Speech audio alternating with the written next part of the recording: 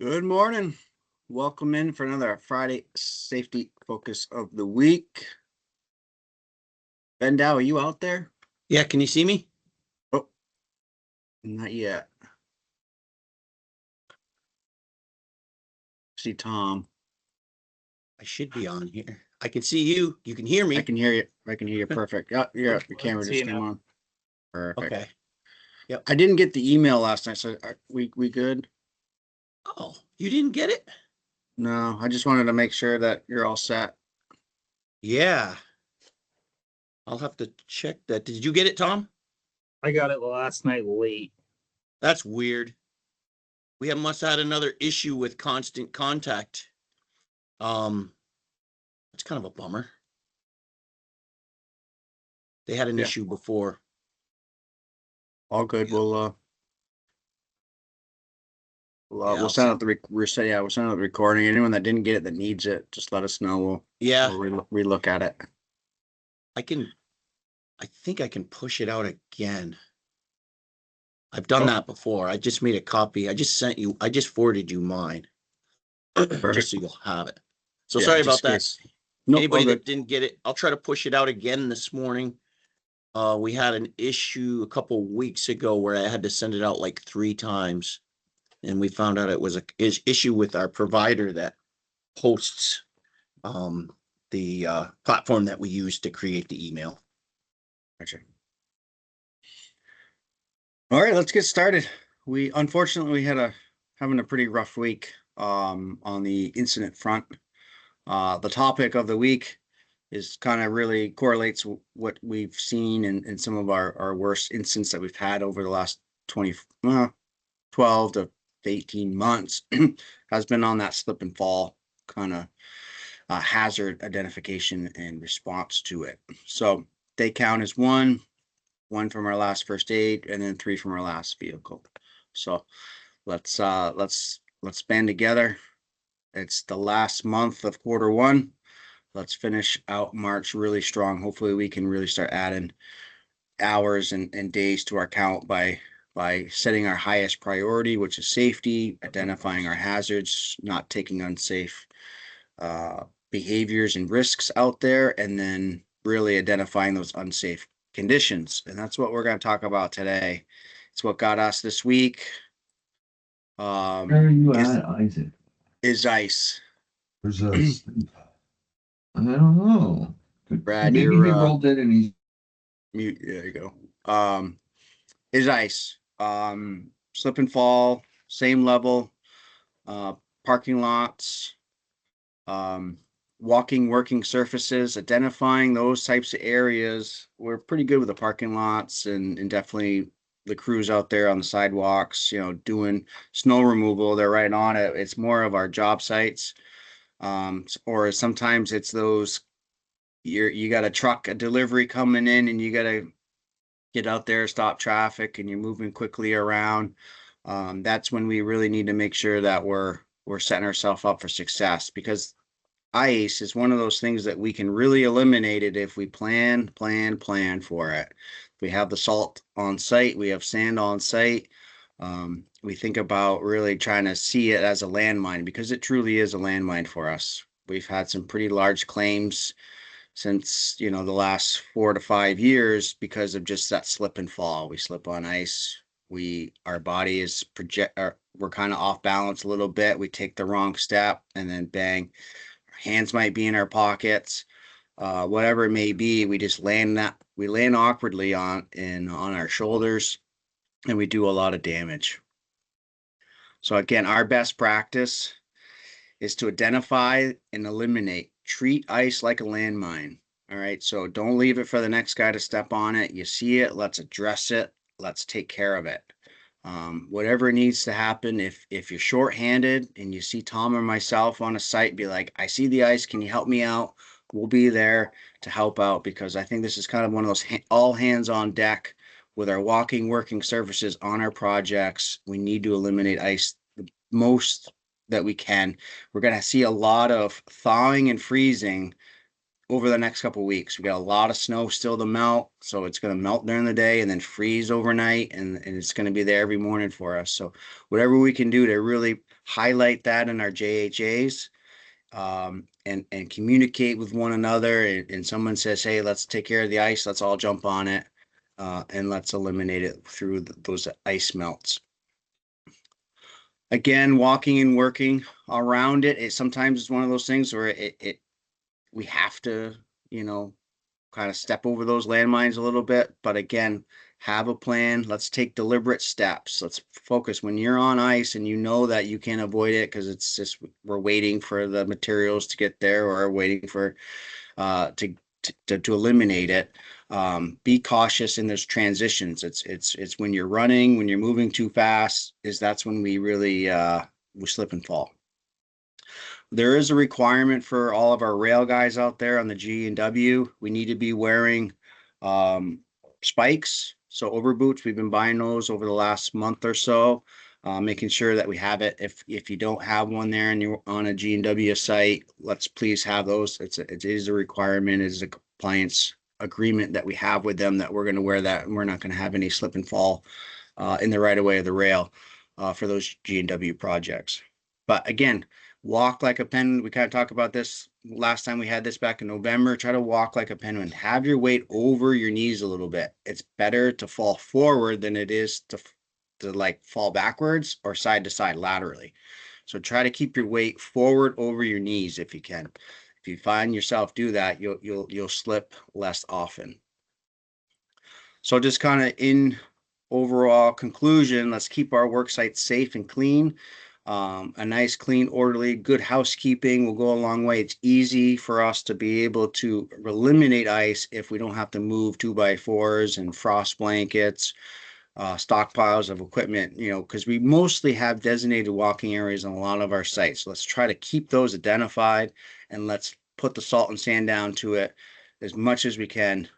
Try to set that priority over the next couple of weeks, because soon, once really April hits, all the snow melts, we don't have this hazard anymore. It goes away. It's great, but it will come back next year. But from here to the end of the thawing season, let's not have any more slip and falls. We can't afford it. We don't want to see anyone go to the hospital due to falling pretty awkwardly on their shoulders or wrists. So let's do our best to eliminate ice, to identify and set a good priority moving forward, so no one slips and falls. Ben, anything to add? No, I've noticed it the last couple of days. It freezes over in the morning. So we do have those pails outside our doors of most of our facilities. And if slippery, take a second, take the top off. There's usually a scoop. And the snow removal guys have done a good job at keeping those full. Throw a little of that salt or that ice melt that's in the pail. Sometimes it's ice melt, sometimes it's salt, whatever it is. Throw it out there, especially coming in the back door from the shop into the back of 98. That one ices up quite often. Okay. Right. I think what I'll do also today, I'll probably just forward the email to the global email, so everyone that has an ECI email will receive another one for any of those of you that did not get our email this morning. I'll do that right after this meeting. The issue with Constant Contact usually resolves itself, but it never sends out the emails unless I reinitiate it. Okay, Matt, can you see We do. the screen? Yep. Okay. Code of conduct. It's hard this time of year with all the stuff on the roads and the melting, but try to keep our equipment and our vehicles clean and take care of them. It looks good out there and it looks professional. And this right now, when it warms up, all that salt and that stuff that gets on and around and underneath the fender wells, it'll eat our vehicles and equipment as it warms up. It's a function of temperature, corrosion. So let's keep them clean the best we can. So last week, we talked about making sure that others get the message that we intend. How many times has anyone heard someone talk back to them and say, you didn't tell me that. That's not what you said. That happens a lot. And that's what we talked about last week is making sure that other people and verify and confirm that they got the message. So this week I figured we would talk about listening. And the better we listen, the better we can work together. So this topic is called active listening or actively listening. It's a leadership, and it's a thing that a lot of people talk about in a lot of the seminars and things we go to. So it's good to pass it out to all of you, because it's a very important thing in life, is to listen to people when they're talking to you. So active listening means giving somebody your full attention when they talk. It's more than just hearing the words. It's about understanding what they mean and how they feel. When you listen actively, you focus on the speaker, you avoid distractions, and you think carefully before responding. A lot of times it's better to reserve your response until they're done with their sentences. It shows respect for the people that you're talking to, but it helps communication work a lot better by paying attention. So pay attention, and we understand that others, make sure that the other person knows that we care and we really want to listen to them. Repeating back what we heard sometimes helps us get people on the same page. It builds trust. It reduces confusion, and it does help us work together. I got a few tips here for active listening. I've been playing with these all week. So this is what I came up with. Put away your phone and your other distractions. Listen to understand, not to respond. When you're listening, try to understand what they're saying before you figure out what you're going to say back to them. And oftentimes when we do that, we can get to the end of their sentence and then respond. Pay attention to their body language and the tone to better understand what they mean. If you're paying attention to the cues that they give with their body language and their facial expressions, a message can be received in a lot of different ways. So show that you're listening, look at them, be relaxed, stay calm, keep your focused, ask questions.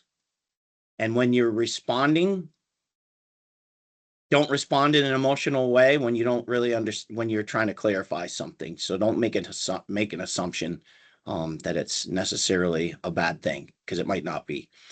And then confirm understanding by restating what you heard until you were both aligned. It's a process. It's an iterative process.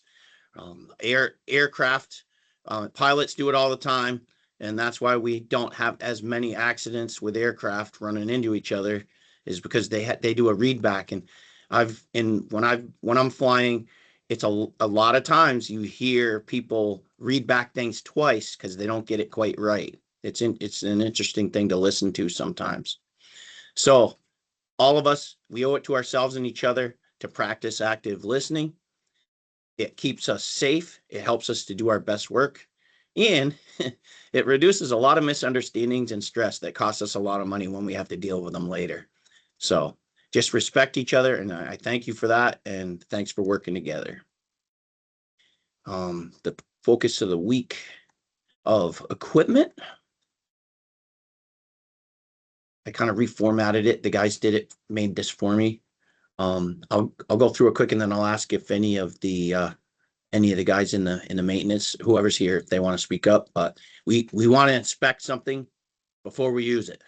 You get to a job, you see a piece of equipment, and you're going to get on it. Walk around it. Check the oil.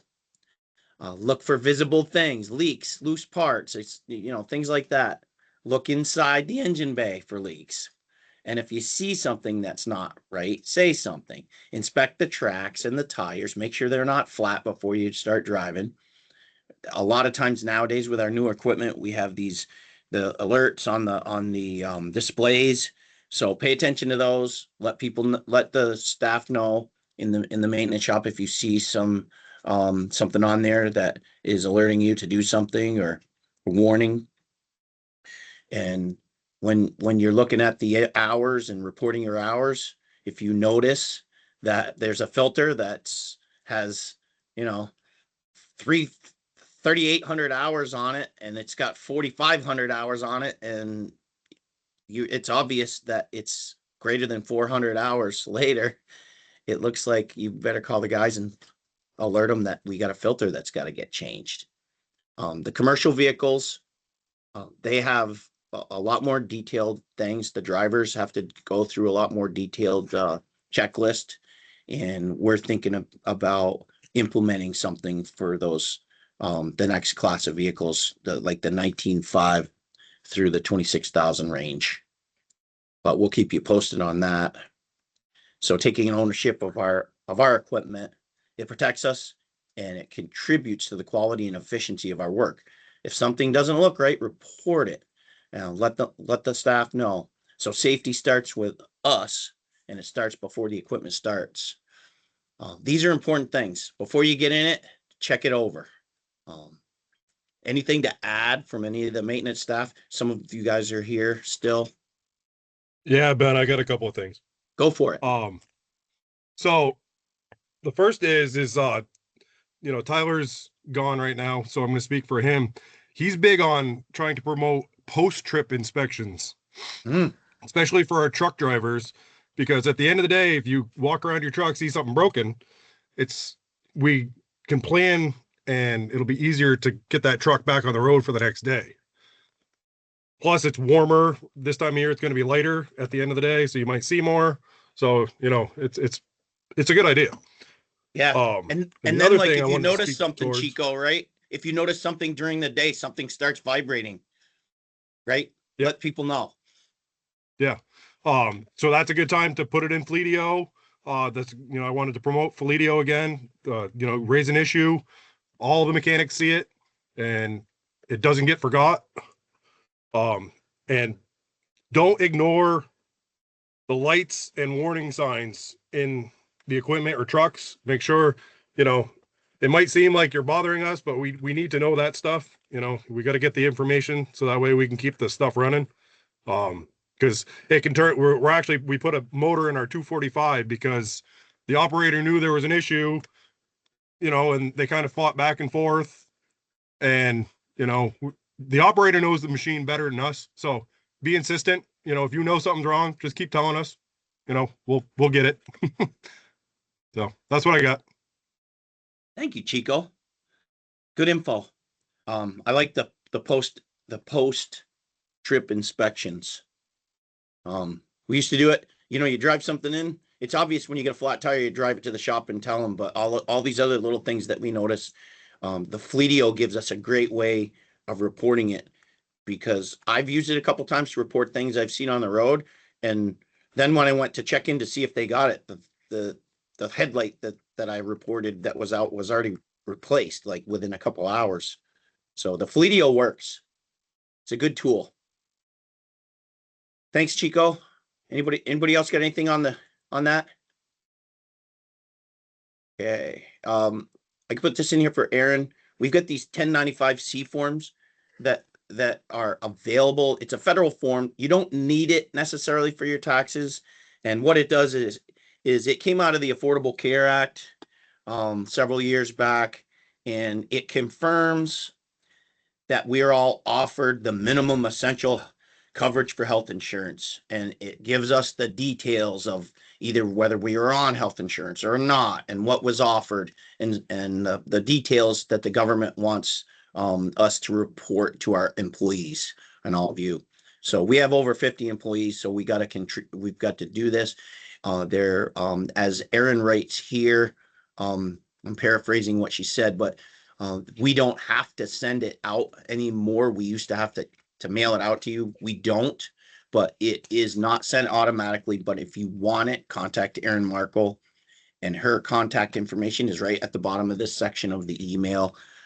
I don't think most people even really care to use, don't need it to file their taxes. I think the only reason you might need it is if someone was on some other type of a state program, they might need this for some of that reporting that they might need to do. Okay, I left the reminder in about their employer referral program just because I think it's a great program. We had a couple of people that got thousands of dollars for this last year. You can get up to 5 candidates a year. So hiring season is coming, and you know, and if you have somebody that you want to come work here and you think it would be a good fit, recommend them. We've got a new employee. Welcome, Kyle. Kyle Ovitt, field engineer. Kyle started this week. I wasn't here for the orientation, but I will catch up with you at some point. So welcome. Good to have you here. I'm going to move down to, I'm going to give Matt more time this week. See if you can close it up at, see if you can close it up in 9 minutes. No Matt, problem. are you there? Oh yeah, I'm here. Okay. Good morning, everybody. I'm pleased to talk about the project of the week, which is VTrans NH0281. Really, it's I-89 Exit 17 Sign Bridge Foundations in Colchester, Vermont. ECI was retained by FR Lafayette. We all know Lafayette. They do signs for us. Well, this time we're helping them with some foundations for the VTrans Colchester project to construct foundations for 2 overhead sign bridges at separate locations. Due to the absence of existing geotechnical borings for these structures, ECI engaged Sanborn Head to conduct comprehensive subsurface investigation. The results revealed challenging geotechnical conditions with boring logs indicating shallow bedrock throughout the site. As a result, our standard map foundations, which are typically 10 to 20 feet embedment, were not valid options given the minimum overburden depth here. And you'll see in the pictures, the bedrock is like 4 feet down. To address these constraints, we determined that concrete spread footings anchored directly to the bedrock would provide the most reliable foundation system for these sign bridges. The solution was developed in close collaboration with Artesian Engineering, who led the spread footing design, while our own ECI in-house engineers designed the rock anchor system. To further ensure the integrity of the approach, Scrape Tech Incorporated performed a peer review, validating our design assumptions regarding the rock mass properties. Installation involved the use of our own TEI rock drill to set the anchors 10 feet into the bedrock. Anchors were then pressure grouted with our own chem grout plant to guarantee optimal bond development. After grouting, the concrete spread footings were formed and the anchors were cast right into the footing, effectively providing the structural capacity required to support the overhead sign foundations. Pretty cool. A lot of engineering went into this project, and then course out in the field, confirming what they found in the geotechnical report. So you can see here is the 2 locations of the sign bridge. This is exit 17 going to the islands. One of the sign bridges will be over Route 7, and the other one will be on the northbound on-ramp. If you want to scroll down. And these are the locations. This is Route 7 here. You can see it spanning across a couple lanes there. And the next location was the ramp. And these sign bridges have a lot of loads. They're flat. It's like a big sail in the air. So it really, takes a lot to come up with a safe foundation for these to rest on. These are the corings. I found these very interesting. These are the corings that Sanborn had, cored through to determine, how much rock was there. And they put them in these boxes and label each one where it came from. And it's pretty cool procedure. They do a really good job. We work a lot with Sanborn Head on subsurface investigations. This is the ECI design on the anchor itself. It's a little blurry, but it's basically just a 4-inch diameter hole drilled out. And then we use hollow bar assembly to attach tube and reinforcement, and then we grout it all to get the bonding to the bedrock.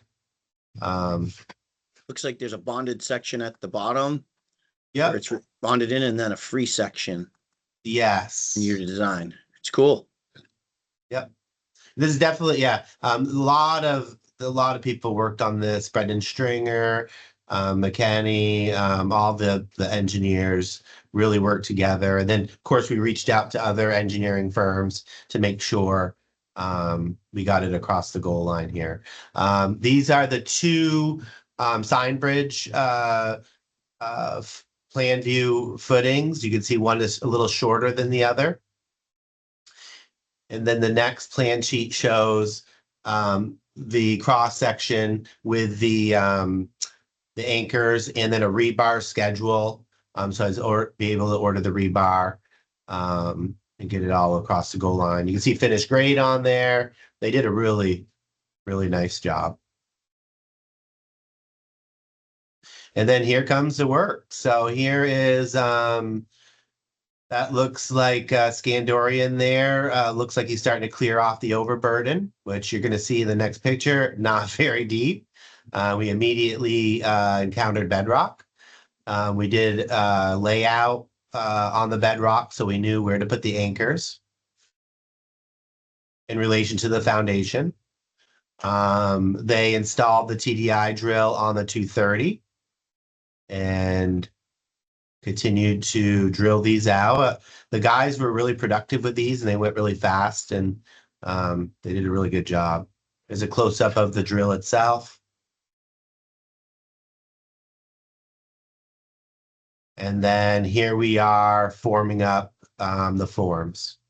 I can see the These were- anchor way down in there, right? Yeah, there's another picture which is kind of cool. It shows the anchor right in there that'll get cast into place right here. You can see there's just two of, four, and they get cast right into the spread footing. Very, to me, it's very interesting stuff. A lot of engineering's involved here. And then we are setting the anchor bolts and making sure the spacing between the two sign bridges were within tolerance. Again, a lot of work, a lot of double checking, informing. And then here we go. We're ready. We got the tin foil over the anchor bolts, which works very well. So the threads and stuff doesn't get concrete on them. And here we are. We got the concrete on this project from Harrison Concrete. You can see Marty here catching up with old friends from when he worked there before. And then also testing the concrete. It was a state job, so we had to make sure had proper air. They did pour this a little bit thicker, so it didn't like kind of shoot out the bottom. But that looks like Willie and Marty again, starting the pour, and then other guys as we progress, get involved here.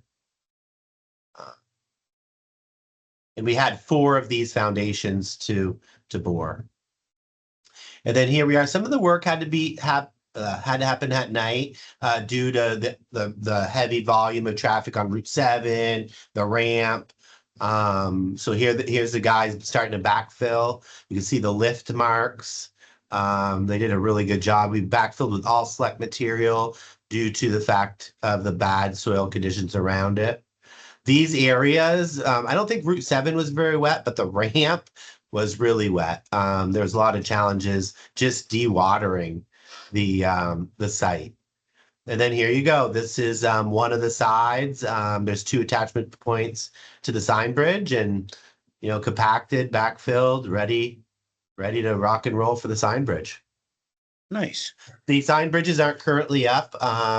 So we got this across the goal line ahead of schedule for them. So we're just waiting on them to come install the bridges. That's awesome. And then those are those big structures when you drive under them, the signs are above your head when you drive under. Yes, they're above your heads. They tell you, above your head where you're going, big signs. But as you guys can imagine, it's got a lot of wind load and so they're not going to tip over.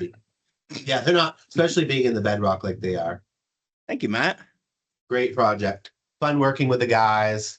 I really enjoy these. Yeah, thanks for doing 3 of these in a row. It helps. Oh, my pleasure. I found a picture, some pictures from 20 years ago, back when we did the New Haven substation. There it is when we first started. Big open area with a big gravel pad. There was a big ST Griswold was there with us. We did some of the foundations, footings themselves, and then STG was on board with us on that project. You can see their pump and their trucks. And we had our own concrete guys supplementing different things. Here's one of the large structures, and you can see all the foundations that we do for all the different steel structures that they got to hang there. And there it is. It's filling in more. All the tubes laid out for the fence. I thought this one was cool just because a couple of those little foundations reminded me of the ones you guys just did. And Oh yeah, when we're, for sure. and then you go from that to this. Crazy. Oh, all the trench. And getting all these Trench steel boxes. structures to fit, onto all these anchor bolts, and then bolting it all up so that you can see that had a lot of that trench drain in there. That was just some cool pictures. So I put a few more in there so people could see. 20 years ago. I remember when me and Mike would lay these out, there's a lot of intensive layout just to get them all perfectly straight and organized. Yep. Yeah, you and Mike did the layout on that. You and Mike Twombly, and some of our pictures that in our historical database and on the website had you and Mike with the total station. So that's all I got. I'll turn it back to, thank you, Matt, and I'll turn it over to the other Matt and Tom. If you're watching a group setting, please send that over to Tom or myself so we can capture that. But most importantly, let's work safe, let's drive safe, let's work together. Let's have a great day out there. Thanks, everybody. Have a good day. Thank Be you. safe. See.